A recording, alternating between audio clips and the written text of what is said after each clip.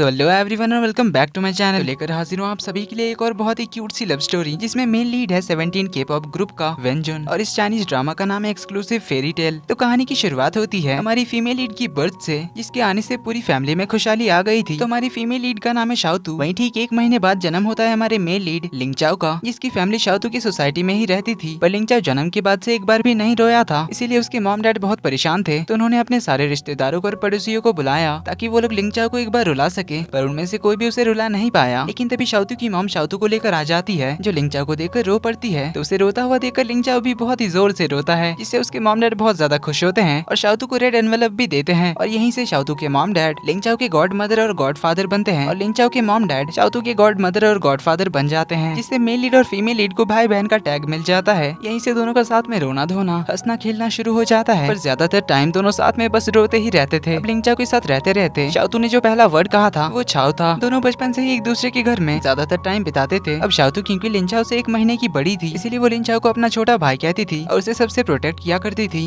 पर लिंगचाओ को प्रोटेक्ट करने के चक्कर में कभी वो उसका पैर तुड़वाती, तो कभी दूसरे बच्चे जब लिंगचाओ को परेशान करते थे तो शाओतू उन्हें भगाने के लिए पत्थर मारती है, पर वो पत्थर जाकर लिंगचाओ के सर में ही लगता है, जिससे लिंगचाओ के सर में भी चोट लग जाती है। इसलिए शाओतू अपने भाई को प्रोटेक्ट करने के लिए अपनी मॉम से जाकर कहती कि मुझे टाइकोंडो सीखना है, क्योंकि मैं बड़ी हूँ इसीलिए मुझे लिंगचाओ को प्रोटेक्ट करना है। इस तरह से वो टाइकोंडो सीखती है, पर उसके हरकतों से लिंगचाओ ही परेशान हो जाता है। शाओतू उसे भी टाइकोंडो सीखने के लिए बुलाती है, पर लिंगचाओ तो उसकी बात ही नहीं सुनता। इस तरह से साल बीतते जाते हैं, दोनों मिडिल स्कूल से हाई स्कूल में आते हैं और आज तक लिंगचाओ शाओतू की बातों को इग्नोर करता आया है। पर शाओतू के लिए हमेशा फर्स्ट प्रायोरिटी आज तक लिंगचाओ ही है, जिसे वो अभी छोटे भाई की तरह ट्रीट करती है। पर वो खुद थोड़ी ज्यादा ही चाइल्डिश है। वहीं लिंगचाओ उससे काफी मैच्योर है। जहाँ लिंगचाओ क्लास का टॉपर है, वहीं शाओतू लास्ट सेक्शन की सेकंड लास्ट रैंक में आती है। तो इस बार की एग्जाम में शाओतू को बहुत ही कम नंबर आए थे, जिस वजह से उसके मॉम डैड उसे काफी डांटते हैं। पर शाओतू तो बहाने मारने लग जाती है कि बस मेरी स्पेलिंग मिस्टेक हो गई थी, इसीलिए मुझे इतने कम मार्क्स आए। फिर वो धीरे से लिंगचाओ के मार्क्स पूछती है। हमेशा की तरह लिंगचाओ टॉप करता है। वहीं शाओतू अपने सेक्शन में 29th रैंक पर आई थी। ऊपर से लिंगचाओ उसके मॉम डैड को बता देता है। तो मॉम पूछती है तुम्हारी क्लास में टोटल कितने बच्चे हैं? शाओतू जैसे ही बताती है कि बस 30। ये सुन मॉम तो उस पे और बरस पड़ती है। ऊपर से लिंगचाओ बता देता है कि एक लड़की एब्सेंट थी, वरना शाओतू का रैंक तो 30 पक्का था। जो सुन शाओतू उसका मुंह बंद कराने लग जाती है। तो मॉम उसे अपना होमवर्क करने जाने के लिए कहती है, इसलिए शाओतू लिंगचाओ को लेकर लिंगचाओ के घर पे चली जाती है, जहाँ लिंगचाओ की मॉम तो उसे देखकर बहुत ज्यादा खुश होती है। वहीं उन्होंने तो शाओतू के लिए नए स्लीपर्स भी खरीदे थे। जो देख लिंगचाओ कहता है कि मॉम मेरे स्लीपर्स कहाँ हैं, क्योंकि मेरे वाले तो फट चुके हैं। तो मॉम उसे शाओतू की पुरानी स्लीपर्स पहनने के लिए दे देती है। जो सुन लिंगचाओ अपने आप से कहता है कि मुझे तो समझ ही नहीं आता कि आप मेरी मॉम हो या फिर शाओतू की। मॉम तो शाओतू को लेकर अंदर चली जाती है, जहाँ शाओतू लिंगचाओ के रूम में ड्रामा देखने बैठ जाती है। तो लिंगचाओ कंप्यूटर बंद कर देता है और उसे टीचर ने जो होमवर्क दिया है वो करने के लिए कहता है। तो टीचर ने उसे पनिशमेंट के तौर पर एग्जाम में जो उसने गलती की थी उसे 100 बार लिखने के लिए कहा था, जो कंप्लीट करने का शाओतू का बिल्कुल भी मन नहीं था। पर लिंगचाओ तो उसे कंप्लीट करने के लिए कहता है, लेकिन शाओतू कहती कि मैं तुमसे बड़ी हूँ इसलिए तुम मेरी बात मानोगे। ये कहकर कंप्यूटर ऑन करने जाती है, जिस चक्कर में उन दोनों की फाइटिंग ही शुरू हो जाती है। शाओतू लिंगचाओ के बचपन की फोटो देखकर कहती है कि तुम जब छोटे थे तभी अच्छे थे, मुझे कितनी प्यार से दीदी बुलाया करते थे, पर अब तुम मुझसे रिस्पेक्टफुली बात नहीं करते। लिंगचाओ कहता है कि तुमने ऐसा क्या महान काम कर लिया जो मैं तुम्हें रिस्पेक्टफुली बुलाने लगूं? हम दोनों सेम क्लास में हैं, बस तुम्हारा जन्म 1 महीने पहले हुआ था, इससे ज्यादा तुमने क्या किया? जिसमें शाओतू तो उसके सर पे टपली मारती है। तभी लिंगचाओ से मिलने के लिए उसकी एक क्लासमेट आती है जो उसे पसंद करती थी, इसीलिए उसे चॉकलेट कुकीज देने के लिए आई थी। पर लिंगचाओ उसे कोई भाव नहीं देता। वहीं शाओतू को चॉकलेट कुकीज बहुत पसंद थी, जिन्हें खाने के लिए वो सामने आ जाती है, जिसे देख वो लड़की तो उससे चिढ़ जाती है, कहती कि तुम यहाँ क्या कर रही हो, क्या तुम्हारा घर नहीं है? शाओतू कहती है हम दोनों सिबलिंग्स जैसे हैं, इसीलिए ये घर भी मेरा ही है। तो लिंगचाओ उसे कुकी खिलाकर उसका मुंह बंद कराता है। तो कुकीज देने के बाद वो लड़की चली जाती है। तो लिंगचाओ सारी कुकीज शाओतू को दे देता है, जिसके बाद उसका होमवर्क कंप्लीट कराने के लिए उसे ले जाता है। अगली सुबह दोनों स्कूल के लिए निकलते हैं, जहाँ लिंगचाओ की मॉम का कुछ दिनों में बर्थडे आने वाला था, इसलिए शाओतू उन्हें कुछ गिफ्ट देने के बारे में सोच रही थी।